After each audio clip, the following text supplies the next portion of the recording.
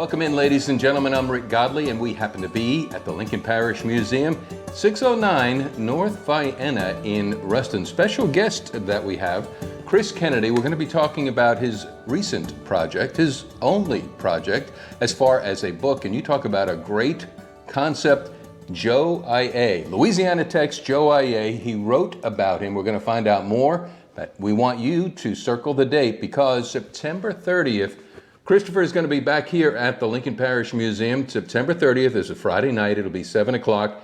He'll be here for a presentation on what he found out and put it into a book form, Louisiana Tech's Joe Aillet, and he'll be here 7 o'clock free. That's Friday night. Thursday night, he'll be up in Claiborne Parish at the Claiborne Parish Museum. Christopher, thank you so much, my friend. How are you? I'm good. Thanks for having me. Well, thank you. You're a native son. From what I know about you, I'm getting to know you from Ruston, born and raised, also stayed in Ruston and went to Louisiana Tech. Tell us about yourself. Tell us about your family.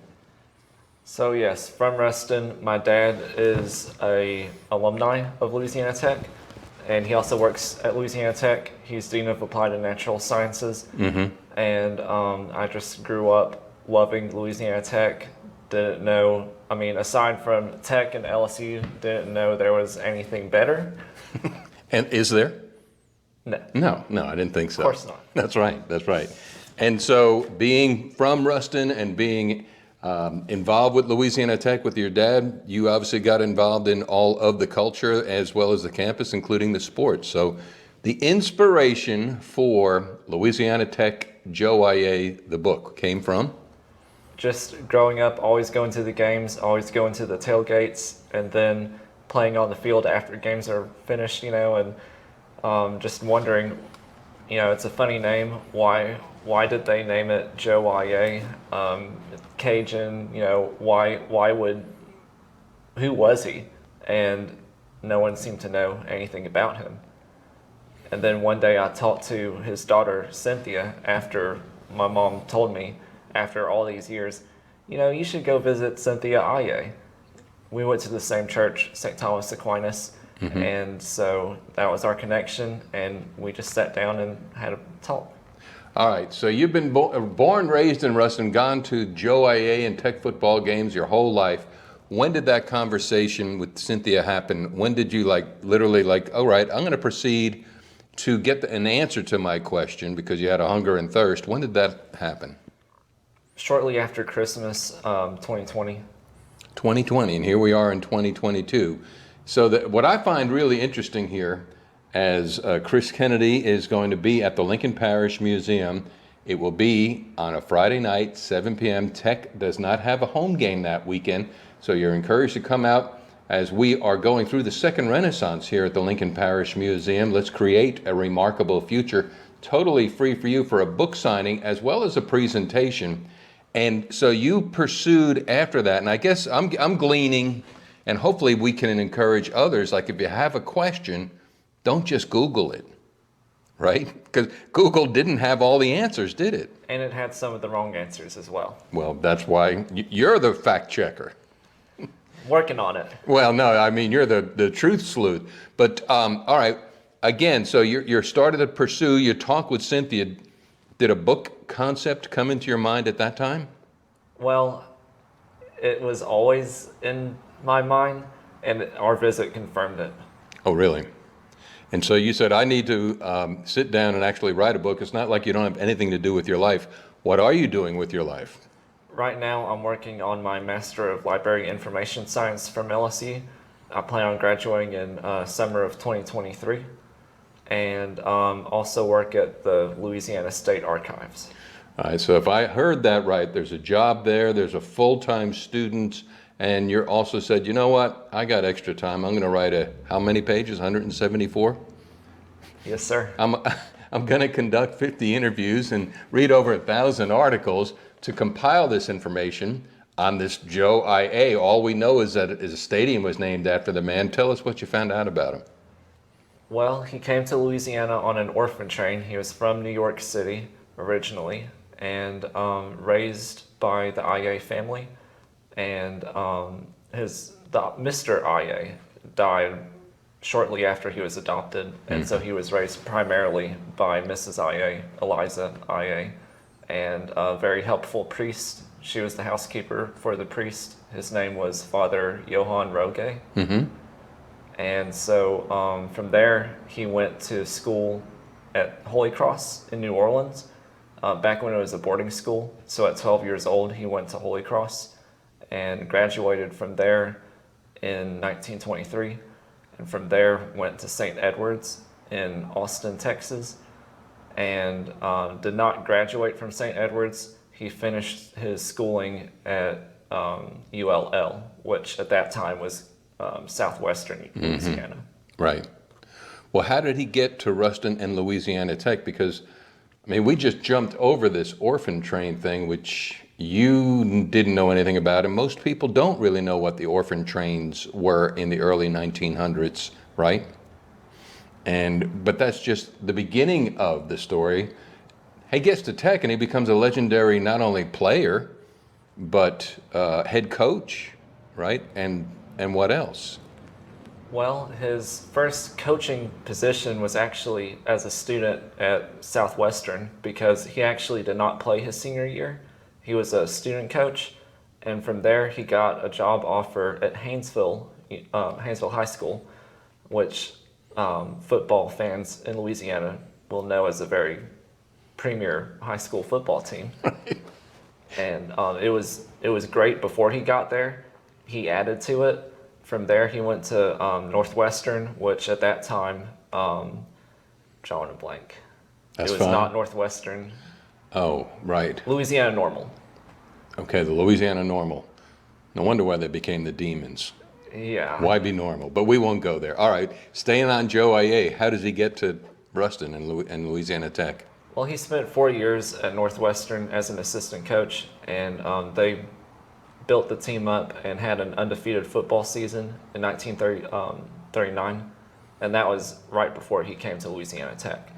The job opened up at Louisiana Tech, and he took it in 1940.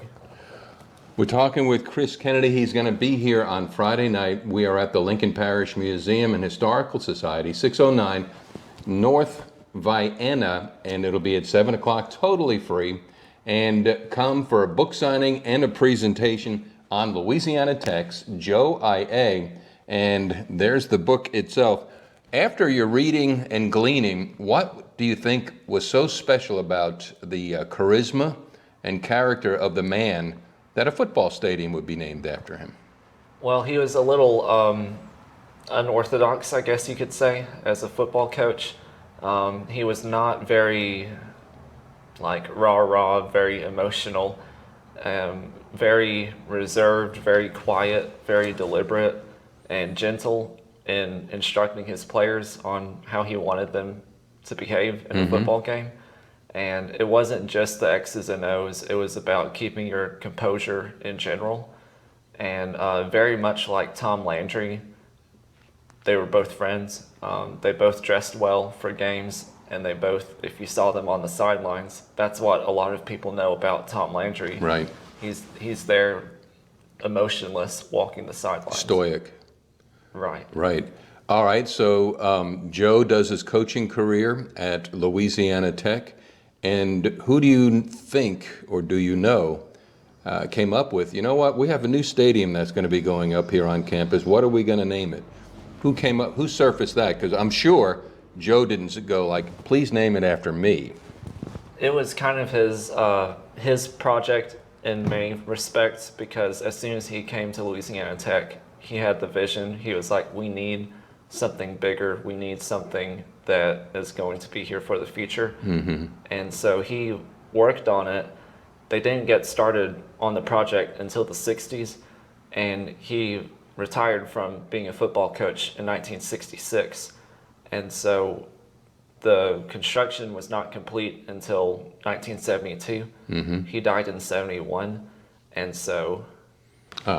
there you go. Let's name it. That's perfect name for the perfect man. If you want to read a book about that perfect name of Joe Aillet, Chris Kennedy, Louisiana Tech's Joe Aillet. Again, Northern Speaking Tour at the end of September. Claiborne Parish Public Library at 6 p.m. That's going to be on the 29th of September. And then here at the Lincoln Parish Museum, 609 North Vienna, Friday night. It'll be 7 o'clock. Admission free, book signing for Christopher Kennedy on Joe I.A.'s. What else could we say? What was your takeaway on the whole experience? Because just because you put a period or an exclamation point, that really doesn't end the book, right? I mean, things are still coming out. Right, because he had so many connections across the state, and a lot of the players that he coached, they went on to be good football coaches and mentors as well. So I've traveled all across the state. I've talked to several people, and I'm still meeting new people, and it's very much a state of Louisiana story. Sure enough, and it's a perfect, coincidence that the first event that we're going to have here at the Second Renaissance of the Lincoln Parish Museum is going to be a native son, Christopher Kennedy, and Joe I.A., Louisiana legend, Lincoln legend, and not only in the men, but also on the campus of Louisiana Tech and football. And what I'm amazed at, there's two things. One is that he came on an orphan train, and that's going to open up a whole other, and I encourage folks to research into that because that's a phenomena that few people are aware of. So he comes down from New York as an orphan to Louisiana in the early 1900s, right? And you would think maybe life dealt him a bad blow, but here's a man who obviously took his upbringing and poured back into the lives of others to create better generations. I mean, he could have had an excuse not to be who he was, but he is who he was. Right, and he just took what was given him and made the best of how he could. And it was not the most ideal situation, obviously, for a family, but the IAs adopted him, and he became very close to them. And he was just thankful for all he had.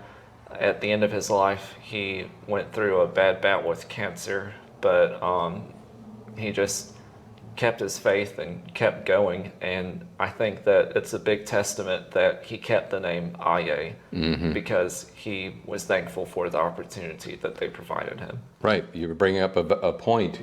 Here's an orphan train, so his name was not, his birth name was not IA, it was? Forka. Forka. Fourka. And what nationality is that? That would be Slavic, Yugoslavic, Czechoslovac? No? We're not really sure. Oh. There's a place in Greece named Forka, so who knows? That's right. Could be any Mediterranean background, not exactly sure. And the writing process for a young student and fresh out of college, also has a full-time job, who takes it upon himself to write a book, the experience for you, what have you learned from, I guess, the discipline of having to do it? Well, it actually got me into archiving because I finally put two and two together, and this is how you conduct research, and there are actually jobs in archiving. People want to tell their stories, but no, let's get those stories out there. This is awesome. Someone has to take care of the information. There you go, and that's who we are, Lincoln Parish Museum and Historical Society. Again, it'll be Friday night, 7 o'clock, free. Christopher Kennedy, author of Louisiana Tech's Joe I.A., and we'll have the book here. He'll sign it, autograph it for you, sell it, as well as a presentation. Thursday night before, we'll be at Lincoln Parish. Check that, Claiborne Parish Public Library. Chris, man, thank you so much for your time. Thank you. We'll stream you later.